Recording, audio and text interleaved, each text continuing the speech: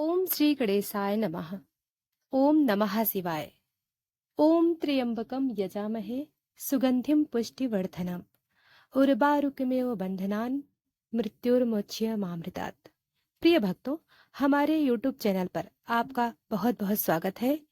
प्रिय भक्तों, जैसा कि आप जानते हैं, हमारे इस चैनल पर कथाओं का श्रवण करते हैं। तो आइए आज त्र्यंबकेश्वर ज्योतिर्लिंग की महिमा और कथा के बारे में जानते हैं।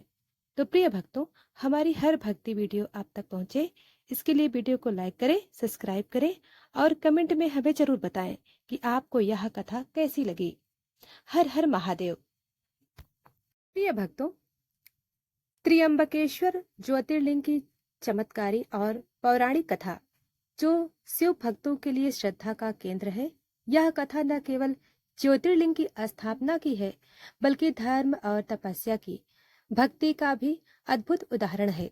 आइए आरंभ करते हैं कथा का प्रारंभ। बहुत समय पहले त्र्यंबक त्र्यंबक पर्वत पर गौतम ऋषि अपनी पत्नी अहिल्या के साथ तपस्या करते थे।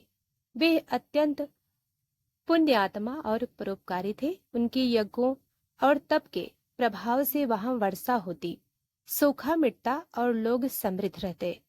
देवताओं ने देखा कि पृथ्वी पर गौतम ऋषि का प्रभाव अत्यधिक हो गया है। इंद्र को भय हुआ कि कहीं उनकी स्वर्ग सत्ता न डगमगा जाए। तब उन्होंने कुछ ऋषियों को भेजा और गौतम ऋषि को बदनाम करने की योजना बनाई। एक दिन उन्होंने एक कृत्रिम गाय बनाकर उसे गौतम ऋषि के आश्रम में मृत अवस्था में डाल दिया और ऋषियों ने गौतम पर गो हत्या का दोष लगा दिया। गौतम ऋषि ने इस दोष से मुक्ति पाने के लिए भगवान शिव की कठोर तपस्या की। उन्होंने माँ गौरी और भगवान शिव की तपस्या की कि वे उन्हें इस दोष से मुक्त करें। शिव जी ने उनकी भक्ति से प्रसन्न हुए और प्रकट होकर बोले, हे गौतम, तुमने कोई पाप नहीं किया, परंतु लोक कल्याण हेतु मैं स्वयं यहाँ ज्योतिर्लिंग में स्थापित हो जाऊंगा। प्रिय भक्तों, गौतम ऋषि ने प्रार्थना की कि यदि शिव जी स्वयं प्रकट हो रहे हैं तो उन्हें एक पवित्र नदी की आवश्यकता होगी जिससे वे स्नान और पूजा कर सकें।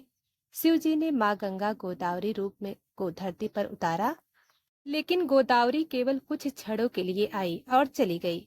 तब गौतम ऋषि ने शिव जी से प्रार्थना की। तब शिव जी ने गंगा को वहीं बहने का आदेश दिया। इस तरह गोदावरी नदी का उद्गम त्र्यंबक से हुआ। प्रिय भक्तजनों, अब जानते हैं बैद्यनाथ ज्योतिर्लिंग की कथा। भारत भूमि पर 12 ज्योतिर्लिंगों की स्थापना भगवान शिव की अनंत लीलाओं का प्रतीक है। इनमें एक अत्यंत चमत्कारी और मोक्षदायक ज्योतिर्लिंग है बैद्यनाथ। यह शिवलिंग झारखंड राज्य के देवघर जिले में स्थित है और इसे बाबा धाम भी कहा जाता है। इस कथा का मूल संदर्भ शिव पुराण की रुद्र संहिता और पद्म पुराण में मिलता है, जिसमें रावण भगवान शिव और बैद्यनाथ धाम की कथा बड़ी अद्भुत शैली से वर्णित है। हम श्रवण कर रहे हैं शिव पुराण की कथा, बैद्यनाथ ज्योतिर्लिंग की। प्रिय भक्तों, लंका का राजा रावण शिव भक्त था। वह शिव जी को लंका में स्थापित करना चाहता था ताकि उसका साम्राज्य अजेय और अमर हो जाए। यह जानकर उसने हिमालय की ओर प्रस्थान किया और कैलाश पर्वत पर पहुंचकर कठोर तपस्या करने लगा। हजारों वर्षों तक उसने एक एक कर अपने 10 सिरों को अग्नि में चढ़ाया। हर सिर को काटकर लिंग के आगे अर्पित करता गया। जब 9 सिर चढ़ा दिए और 10वां सिर अर्पण को हुआ, तभी शिव जी प्रसन्न हुए।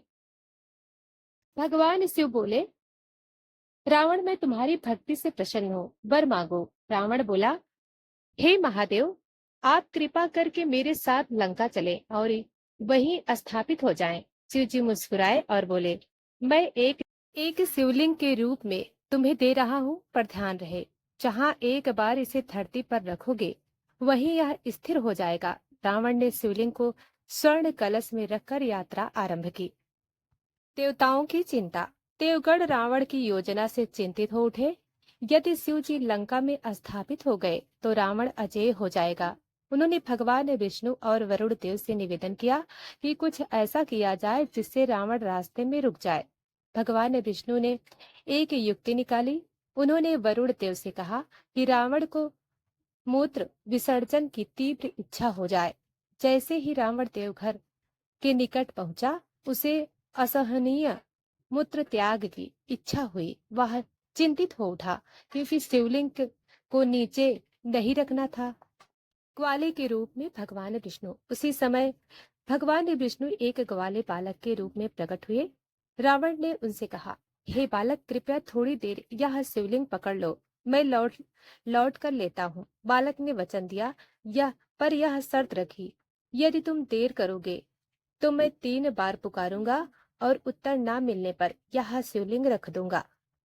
रावण जैसे ही दूर गया, बालक ने 3 बार पुकारा और फिर शिवलिंग को देवघर की भूमि पर स्थापित कर दिया। शिवलिंग वहीं स्थिर हो गया। जब रावण लौटा, उसने बलपूर्वक शिवलिंग को उठाने की कोशिश की, परंतु वह अचल हो गया। क्रोध में आकर रावण ने लिंग को अपने अंगूठे से दबा दिया, जिससे शिवलिंग विकृत लिंग को अपने अंगूठे से दबा दिया, जिससे शिवलिंग विकृत हो गया और आज भी वहां उसका झुकाव दिखाई देता है। शिव जी का वैद्य रूप, वैद्यनाथ नामकरण। रावण की शक्ति क्षीण हो चुकी थी। वह शिवलिंग के समक्ष रो पड़ा। तभी शिव जी प्रकट हुए और बोले, हे रावण, यह मेरी इच्छा थी कि मैं देवघर में स्थापित हूँ। यहाँ आकर जो भी श्रद्धा भक्ति से मेरी पूजा करेगा, उसे आरोग्य, संतान और मोक्ष प्राप्त होगा। कहते हैं, रावण की वेदना को देख शिव जी ने वैद्य चिकित्सक रूप धारण किया और रावण के सारे घावों का उपचार किया। इसलिए इस स्थान को वैद्यनाथ कहा गया, अर्थात वैद्य रूप में प्रकट भगवान शिव का स्थान। पौराणिक मान्यता है कि देवघर का वैद्यनाथ धाम एकमात्र ऐसा ज्योतिर्लिंग है जिसे शक्तिपीठ भी माना गया है। मान्यता है कि जब सती का हृदय यहाँ गिरा था, तब शिव शक्ति एक साथ इस स्थल पर स्थिर हो गए थे। यहाँ श्रावण मास में विशाल कांवड़ यात्रा निकाली जाती है, जिसमें लाखों भक्त गंगा जल लाकर बाबा बैद्यनाथ पर अर्पित करते हैं। यह भारत का सबसे बड़ा धार्मिक मेला माना जाता है। प्रिय भक्तों, अब जानते हैं बैद्यनाथ के 5 प्रमुख रहस्य। नंबर 1, शिवलिंग में अब भी दिखता है रावण का दबाव। कहा जाता है कि शिवलिंग का एक भाग नीचे दबा हुआ है। नंबर 2, बैद्यनाथ धाम में शक्ति और शिव का संगम। यह स्थान 51 शक्तिपीठों में से एक माना जाता है। नंबर 3, 12 ज्योतिर्लिंगों में सबसे चमत्कारिक रोगों से मुक्ति हेतु यहाँ विशेष पूजा होती है। नंबर 4, कांवड़ यात्रा में हर साल करोड़ों श्रद्धालु आते हैं और एक बार जल चढ़ाने से 7 जन्मों का पुण्य प्राप्त होता है। नंबर 5, भगवान शिव ने स्वयं रावण का उपचार किया। यही कारण है कि यहाँ भगवान शिव वैद्य रूप में पूजे जाते हैं। प्रिय श्रोताओं, अब आइए श्रवण करते हैं नागेश्वर ज्योतिर्लिंग की कथा।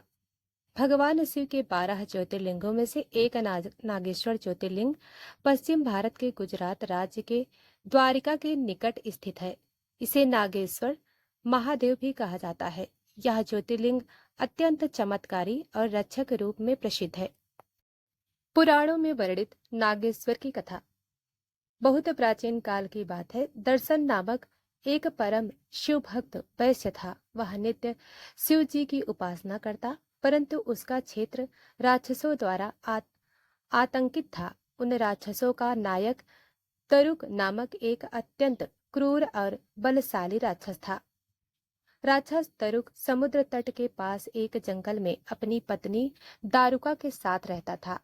वह अपनी पत्नी के कहने पर हमेशा निर्दोष लोगों को सताता रहता था। दारुका स्वयं भी शिव भक्तनी थी, परंतु अधर्म की ओर झुकी हुई थी। दारुक ने एक बार दर्शन वैश्य सहित बहुत से श्रद्धालु को बंदी बना लिया और उन्हें समुद्र किनारे बने अपने नगर में ले गया।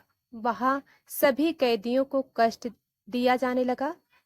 कैद में होने के बावजूद दर्शन वैश्य ने भगवान शिव की भक्ति नहीं छोड़ी। वह कैद खाने में बैठकर हर दिन ओम नमः शिवाय का जप करता और प्रार्थना करता। हे त्रिनेत्रधारी महादेव, मुझे इस राक्षस के बंधन से मुक्त कीजिए, आप ही सच्चे रक्षक हैं। उसकी भक्ति को देखकर अन्य कैदी भी शिव भजन करने लगे। धीरे धीरे वह स्थान शिवमय हो गया।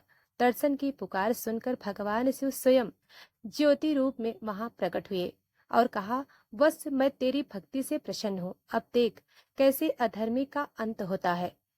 ज्यों ही भगवान शिव प्रकट हुए वहां तेज प्रकाश फैल गया, उनका त्रिशूल चमक उठा और राक्षसों पर टूट पड़ा।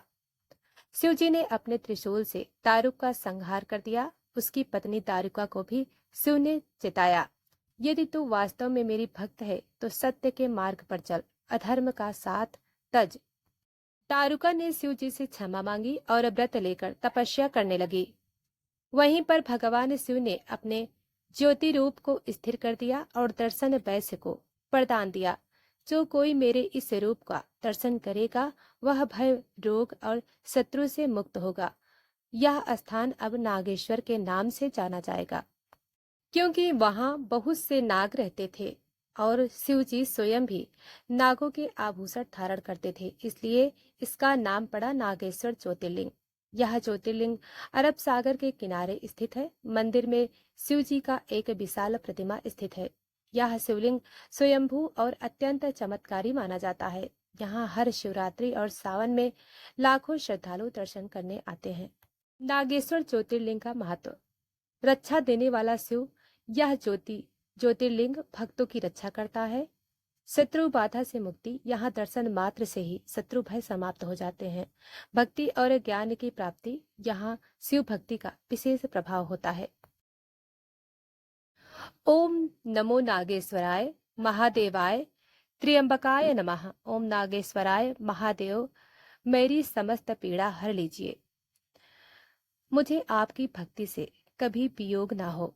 प्रिय भक्तों, नागेश्वर ज्योतिर्लिंग की कथा हमें यह सिखाती है कि सच्ची भक्ति कभी व्यर्थ नहीं होती, चाहे परिस्थिति कितनी भी विपरीत क्यों ना हो। यदि मन अडिग है तो श्रद्धा शिव में अटल हो तो महादेव स्वयं भक्त की रक्षा करते हैं। प्रिय भक्तों, यह थी शिव महापुराण की कथा। तो भक्तों, आगे की कथा सुनने के लिए वीडियो को लाइक और चैनल को सब्सक्राइब करें। हमारी यह कथा आपको पसंद आई है तो कृपया कमेंट करके जरूर बताएं। धन्यवाद।